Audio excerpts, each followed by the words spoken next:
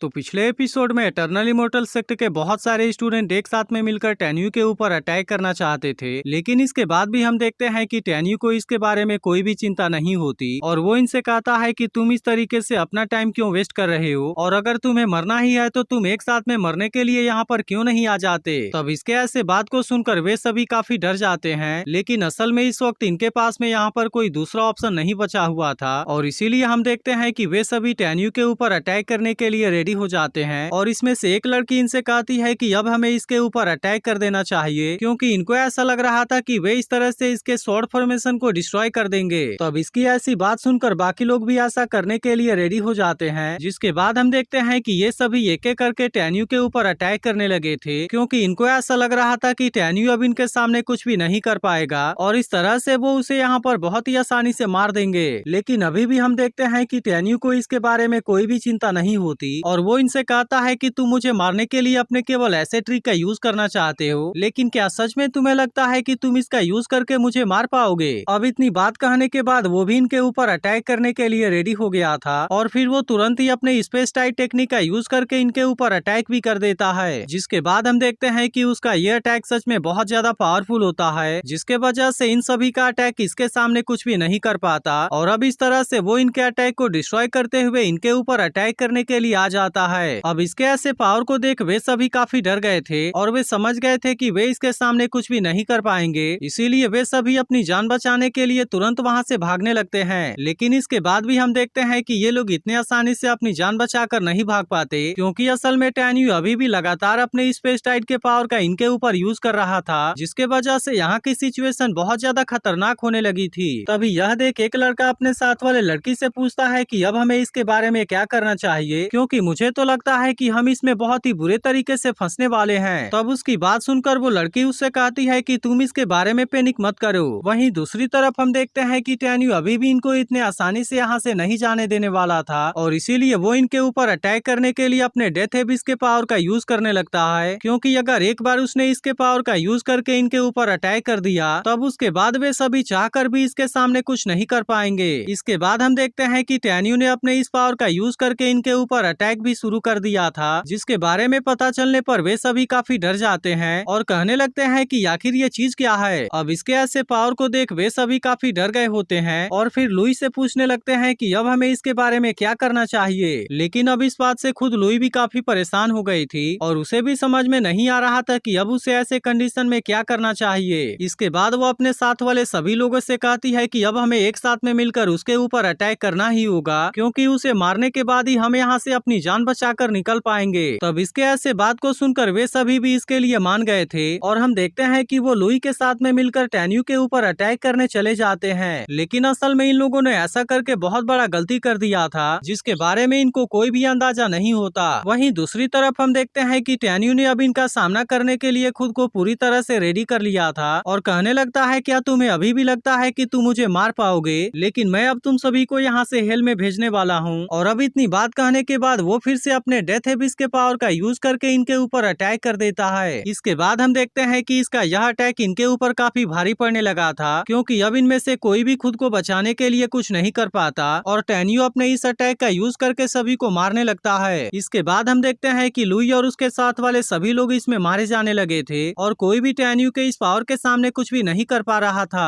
अब इस तरह से हम देखते हैं कि टेन्यू ने केवल कुछ ही देर में सभी लोगों को मार दिया था। वहीं दूसरी तरफ जून और बाइली ने रुयान को दोनों तरफ से घेर लिया था, जिसके बाद बाइली जून से कहता है कि अब हमें इसे मार देना चाहिए। तब इसकी ऐसी बात सुनकर जून रुयान के ऊपर अटैक करने के लिए आता है, लेकिन वो ठीक समय पर जंप लगाकर अपनी जान बचा लेता है। तभी इसी बीच हम देखते हैं कि वो अपने किसी सीक्रेट पावर का यूज करके इनके ऊपर अटैक करना चाहता था, ताकि इस तरीके से वो इनसे अपनी जान बचा सके। लेकिन असल में जून को इसके बारे में कोई भी अंदाजा नहीं होता और वो फिर से जैसे ही रुयान के ऊपर अटैक करने के लिए आता है, रुयान अपने इस सीक्रेट पावर का यूज करके इसके ऊपर अटैक करने की कोशिश करता है, लेकिन इसके बाद भी जून इसके अटैक से खुद को बहुत ही आसानी से बचा लेता है और इस तरह से वो इसे किक मारकर और भी बुरे तरीके से जख्मी कर देता है। जिसके बाद हम देखते हैं कि रुयान इन दोनों के ऊपर और भी गुस्सा होने लगा था और वो इनसे कहता है कि क्या तुम सच में मुझे मार देना चाहते हो। तब उसकी ऐसी बात सुनकर बाइली तुरंत उसे किक मारकर दूर कर देता है और अब इसी के साथ उसने इसके गर्दन के ऊपर अपना तलवार भी रख दिया था और फिर उससे कहता है कि अगर अब तुमने हमारे सामने कोई भी भी चालाकी करने की कोशिश की तो उसके बाद तुम समझ जाना कि तुम्हारे साथ में क्या होगा। जिसके बाद हम देखते हैं कि रुयान भी अब इसके वजह से इनके सामने कुछ नहीं कर पाता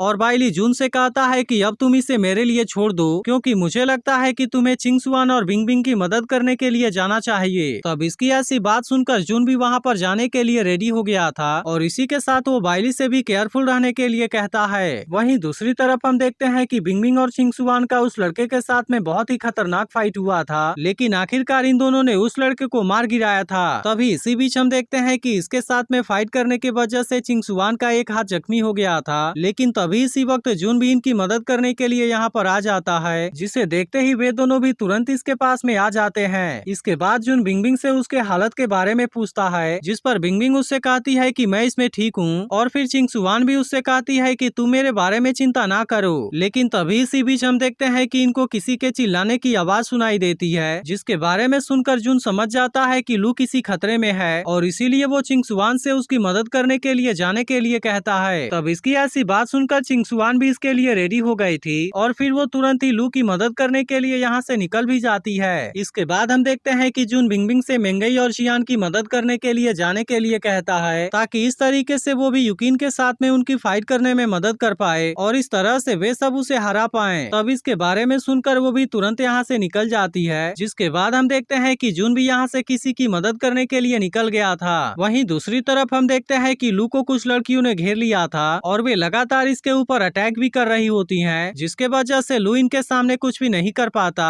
और वे लड़कियां इसके ऊपर भारी पड़ने लगी थी। इसके बाद हम देखते हैं कि वे तीनों अब इसे मार देना चाहते थे और वे तुरंत इसके ऊपर अटैक करने के लिए भी चली जाती हैं। लेकिन तभी हम देखते हैं कि चिंगसुआन लू को बचाने के लिए यहाँ पर आ गई थी, जिसके वजह से वे लड़कियां अब इसके सामने कुछ भी नहीं कर पाती, क्योंकि चिंगसुआन ने इनके ऊपर अटैक करके इनको रोक दिया था और इस तरह से वो इनमें से एक लड़की को मार भी देती है। वहीं दूसरी तरफ हम देखते हैं कि लू भी अब इनका सामना करने के लिए फिर से रेडी हो गया था और वो भी इनके ऊपर अटैक करना शुरू कर देता है। तभी इसी वक्त चिंगसुआन एक और लड़की के ऊपर भी अटैक कर देती है और इस तरह से वो इसे भी बहुत ही आसानी से मार देती है। इसके बाद हम देखते हैं कि अब यहाँ पर केवल एक लड़की बची हुई थी, जो कि अपने मरे हुए साथियों के वजह से इनके ऊपर गुस्सा हो जाती है, लेकिन अब उसे भी मारने के लिए लू और चिंगसुआन इसके ऊपर अटैक करने के लिए आ जाते हैं और इसके बाद एपिसोड यहीं पर एंड हो जाता है।